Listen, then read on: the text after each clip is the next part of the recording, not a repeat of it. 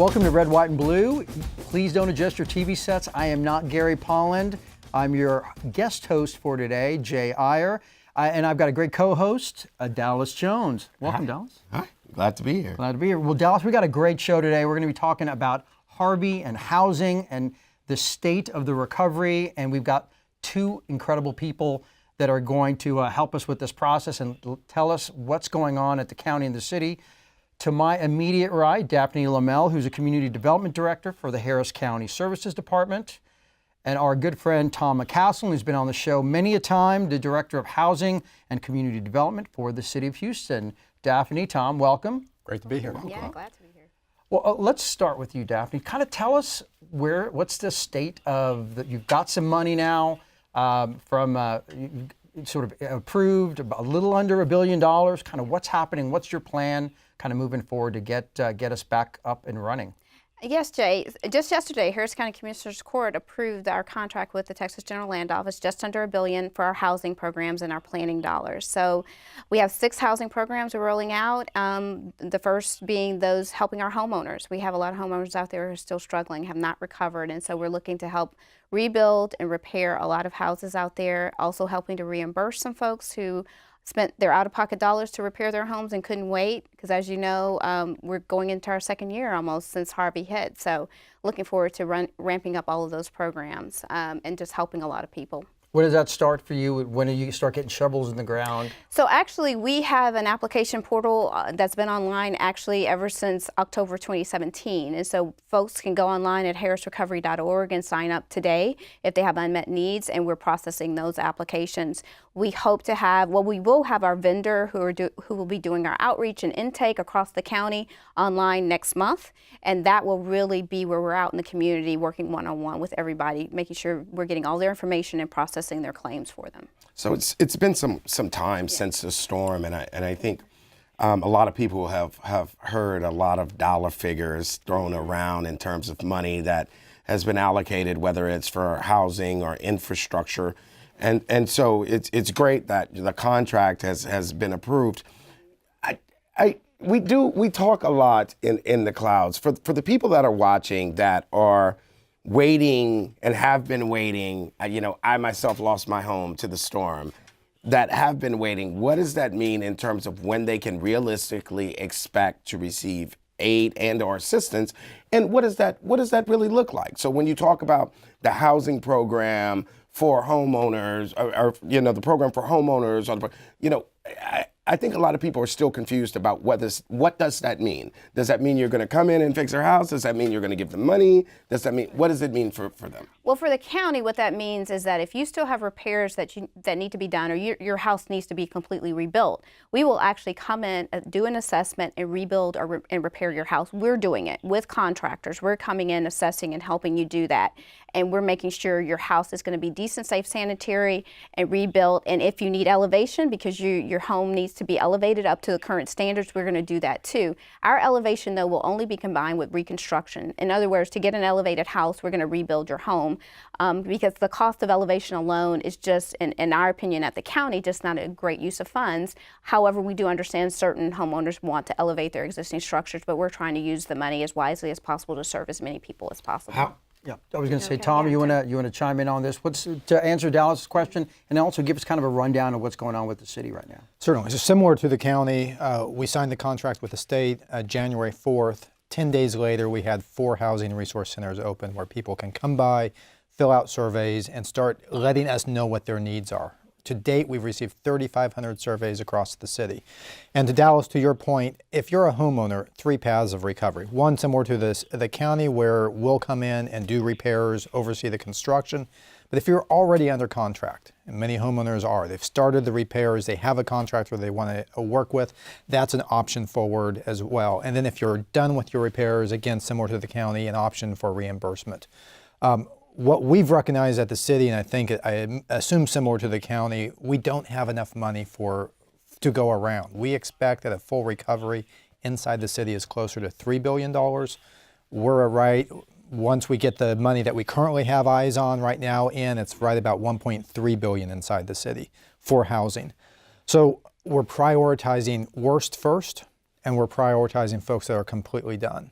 And so if you're already done with your repairs and just need a reimbursement, that's an easy processing. We come out, we inspect.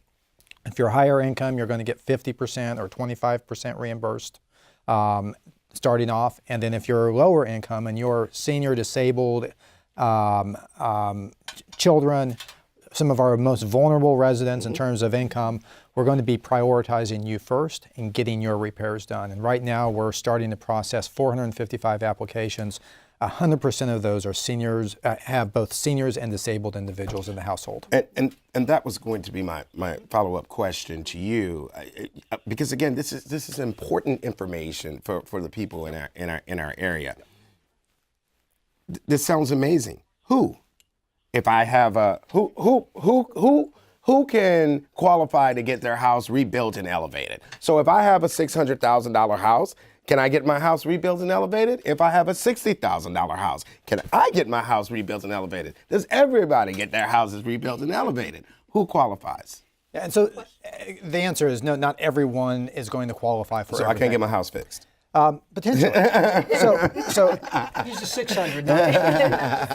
So one of the things we recognize is because we don't have enough, we are going to focus on the most vulnerable first. And so 80% of our funds are going to go towards people who are at 80% area median income or less. And for a family of four, that's under $60,000 in our area.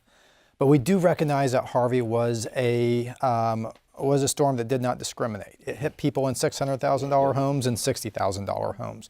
And so through our reimbursement program, we have not put a cap on the upper limits. 120% area median income and up, you can still apply. We'll still cut you a check, but we're going to cut it for 25% of your gap, the money that you paid out of pocket, not counting insurance, not counting those other things. We'll still pay you 25% of your gap up to $80,000. So even if you're in one of those $600,000 homes, possibility for a $20,000 check. But if you're in those lower income homes, we're wanting to get you 100% reimbursed. And for the county, we're slightly different. We're a little more flexible. We didn't necessarily, we are having targets to meet within the income ranges based on our needs assessment of who was affected.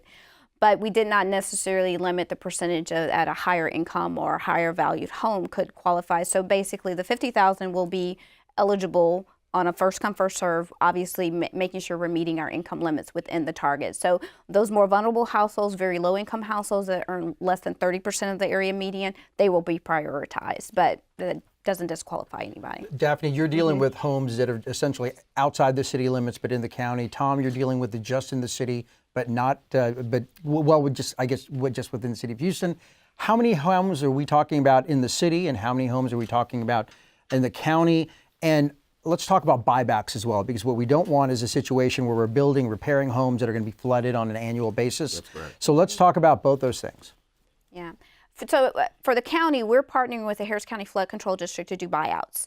And in those buyout areas, we are going to be working with those homeowners to find replacement housing outside the floodplain. As far as our home repair and rebuild program that are outside the buyout areas, we are also looking at improving the drainage in those communities. And we're looking at elevation as a mitigating factor to ensure that those homes do not flood again. So we're taking a two-pronged approach here. We're going to be working in those communities, helping those homeowners repair, but we're also going to address the local drainage local flooding that's happened in those communities. So the investments we're making in housing don't go and get flooded again. So we're looking at that in a two-pronged approach.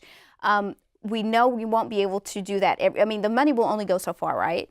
And so, but we want to put that in the book. So even if the recovery funding runs out, we know we have a plan forward to help these communities and to reduce and mitigate that flooding on a future basis. Well, you triggered another part of my brain here, and probably another hat I wear. In terms of the buyouts and targeting the specific areas in the floodplain. Now, Harvey was a bit unusual because we flooded in places we didn't expect to, and pretty much we flooded everywhere. But in those areas where you're doing buyouts, and you're looking at entire communities, doesn't this have an effect on some of our more traditional historic communities? My house flooded in my land, right on South Braeswood. Traditionally, historically Jewish community. What does that mean? And I know there's been some kickback from this community because they want to They don't want to sell back their homes. They want to not flood through drainage improvement. How do you manage the buyback program without destroying some of the historical parts of our city? Well, I'll let Tom answer for the city, but out in the county, one of the things that we're doing is part of our programming and the funding we're getting is looking at new development, new construction of affordable housing. And so we plan to tie that new development into communities, near communities where there are buyout areas, to allow those communities to stay within their home communities, near their areas of service and amenities and their friends, their churches. We understand that. So we're doing a very deliberate approach and planned approach and looking at, if we're taking out 100 homes in this community that's been here for more than 50 years, how are we making sure they're still connected to the larger community that they're part of and where they've lived most of their lives? So we're looking at putting in new development near there, not in the buyout area, but more resilient housing in their communities, their home communities, to make sure they're staying in their community. Tom? It's a terrific question, Dallas. And one of the things that we're focused on is similar to them, making sure that people are not staying in the floodway. There's floodway, 100-year floodplain, 500-year floodplain, outside the floodplain. And we have homes that are in the floodway. We have apartment complexes that are in the floodway, and that has to be our highest priority, is to get those homes moved out. When they're in the 100-year floodplain, our goal is to limit the building there, and if we're rebuilding there, to make sure that we're building up and out of harm's way. So we have a requirement that everything is going up on pier and beam, no slab on grade, unless there's an absolute necessity for it to be on slab on grade, which gets people out of harm's way. But then when we do have to move, giving that household the choice of whether they're wanting to move close by and helping them transition there. We're working with the Houston Land Bank that is doing acquisitions for us for new developments, and we have $200 million set aside for new developments in places that are outside of these flood-prone areas. And so making sure that there are options. One of the things we do not want to do for the folks who are being bought out is hand them a $60, $70, or even $90,000 check and wish them good luck in replacing that home, because no homes are selling for that level, even if the buyout is that level. So making sure that when they get that buyout, and we work with Harris County Flood Control as well, sent them $10 million weeks after Harvey in terms of getting some buyouts started. When that happens, making sure that they have the resources to land on their feet in a new home that they can afford. How many houses in the city were affected by this, and how many do you expect to be, to Dallas's point, use the buyout provision? So it depends on how you count, and there are numbers all over the board on this. And affected goes from everything that we got a little bit of rain in our home to we had 6 feet of water in our home. In terms of where this money is going to go, it is the gap money coming in, and we haven't said that yet, but HUD's money coming in is to fill in the gap that FEMA leaves and the insurance leaves afterwards. There's a little bit of help that nonprofits assist, but it is what is left after all of those monies have been expended. We anticipate that we have the resources to serve upwards of 10,000 households. Now, the big variable there, and that's almost half the numbers, is whether or not 4,000, 4,500 of those households are going to be reimbursement, and whether or not they can come in and get reimbursed. We have the resources to fund them. The question is, will enough of them be there given all the HUD bureaucracy? Well, I just wanted to add, and for the county, our numbers are even lower. You know, if we look at the max assistance we can provide across our programs, the most we can serve at the maximum would be 4,500. We expect to exceed that because we know not everyone's going to get the max. But again, with what Tom is saying is we don't have enough to help everybody, and so we're going to have to be very strategic and make sure we're reaching those folks. And that's using both tranches of money, or just that's just the first tranche. Just for the first tranche, right? Yeah. And so it's 10,000 that you think would be the highest maximum amount, but how many were flooded? Do you know? Do we have any sense? Again, we've looked at numbers, and if I could confidently say that I've got the magic number for you, I'd give it. I'm willing to put out there on the table that the numbers go everywhere out in the county. 30,000 we know were inspected and determined flooded, right? Significantly flooded.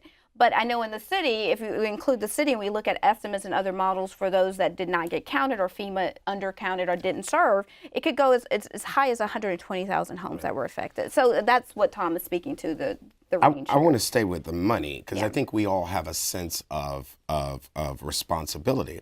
So I'm fresh out of the state capitol. The legislature has convened, and they're busy working in Austin. There is talk about the use of the Economic Stabilization Fund, also known as the Rainy Day Fund. They're finally talking about tapping into that a little bit. And Harvey is, the result of Harvey, the aftermath of Harvey, which not only affected Houston, Harris County, but across the coast. There's been a lot of talk about use of that fund to help fill in the gaps, Tom, as you stated. Are you all pursuing that? Is there an active effort to really try to get some of those resources on the ground so that more people can be helped? Well, what I know is our legislative team at the county is working on using that fund for, if we can tap into it today to help meet more of the Harvey damage, of course. But I know what we're looking at is using that fund to set it up because we know this won't be the last disaster we have. We need that fund to be there and ready to respond in the case of another disaster. Because had we had those funds right after Harvey, we could have done more buyouts and relocated folks to where they needed to go. We could already have built and repaired a lot more houses than what we see today. And one of the important things that as local jurisdictions we face are federal funds that come in with a matching requirement. And this is a perfect opportunity for local funds to serve as that local match. Sometimes you get 80% from the government, but you can't spend that 80% if you don't have that 20% match or the 10% match. So the state has an opportunity to step forward. Fortunately, we work in the area of housing where the federal funds that come to us don't require that match, so this is a little out of my lane. But in addition to that, one of the things that we need the state as a partner is for the state to make sure that the agencies that touch our housing work are fully funded and staffed up. So to give you a local example, I'm going to my permitting department saying you've got to hire X number of people to keep our permits moving. Going to the controller's office, to the legal department. Internally making sure that we're staffed up. One of the things that both Daphne's team and our team will do is be sending that homes up to the Texas Historical Commission. The state's going to be doing the same thing because every home touched by federal funds will have to go through this commission. If they are not properly staffed up, that's going to be a huge bottleneck for all three of us. And it's a small thing, but making sure that those state agencies are aligned with us, ready to move, so that as we start putting large amounts of homes into the repair process, they don't get stuck in Austin. You're on the clock, both of you guys, right? We've got a 6-year time limit to get all this money spent. It's been pretty widely reported that there was quite a bit of money from Aiyer that didn't get spent on a timely basis. About $100 million just got left on the table. Folks, I think, want to know that the money is going to be used and help the people most in need. What's the process for you from a capacity perspective to try to get these projects out as quickly as possible? And I know that's been widely talked about the procurement process, and there's been some criticism about that. So if you could, talk a little bit about the timing, what you expect in terms of getting things out, getting things spent, and let's unfortunately talk a moment or two about how the contracts get selected. Let me take up that Aiyer issue first, because the paper today had a terrific quote from the Assistant Secretary at HUD at the time who was involved with getting those funds started. And what was different for both the county and the city under Aiyer was we were not in control of our own funds. Someone else controlled our destiny, getting the funds started, sitting on them. All of the processes that Daphne and I have been involved with over the last year and a half were tied up by some other agency. This go around, we went side by side to DC and said we want to be in control of our funds. We are here today, and from day one we're able to move this process forward. And so we are in a very different position, having designed our programs, having worked with our own residents to see where those funds should go, and being able to kick this off. 2.5 years ago when I got here, there was still $130 million of funds from Aiyer. That have now mostly been spent. We'll have our infrastructure dollars spent at the end of this year, and the rest of our housing dollars we're anticipating to have spent by the end of this first quarter. That's a short period of time, but that gives you a sense of how quickly you can spend these funds when you control it. And so I just give you that as a little bit of historical, and it's not me, it's the HUD Assistant Secretary who indicated this point. And so when we control our destiny, we can be held accountable for those tight timelines, and I expect to be. And the timeline has already started, as you mentioned. June of last year, when the state signed the contract with HUD, unfortunately, because we were not a part of the state's action plan to begin with what Tom just mentioned, we had to go to DC and advocate for, we are losing time. And so hopefully on the second tranche of funding that's coming, we can be with the state up front as part of the action plan, and that window will close.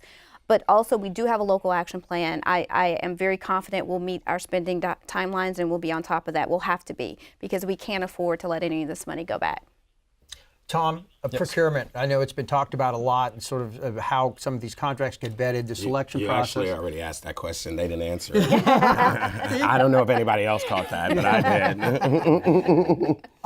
So For the sake of time. For the sake of time. Same question. We'll give another go at it. Tom, you want to talk about that? Procurement is something that is essential under these funds.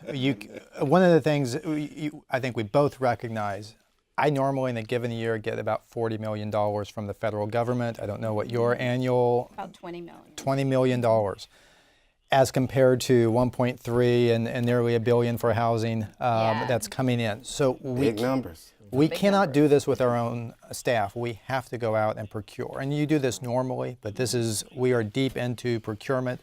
Today we just approved a pool of 6 contractors who are actually going to be out there managing and doing the construction work. These are all under the federal requirements, thoroughly vetted by our attorneys, and so there's a lot of scrutiny, and there should be scrutiny. One of the things I will not run away from is people asking the tough questions. For the contract today, we first presented this back in November. We've been giving city council member updates, and over the last couple of weeks continue to give them updates as we finalized who that pool of contractors were going to be. This is a process that we're moving through, and we'll continue to keep that public transparency there, because it's not only who we procure, but it's how we manage them for the next 5 years that will ensure whether or not we meet these timelines with the quality work that's needed. Now, in the vendors selected, is there because you're talking about fixing a large number of homes. Either that's going to move really slowly with 6 vendors, but I understand they're construction managers, right? And so that means that there will be contractors under them. Yes. Completing the homes. How are these?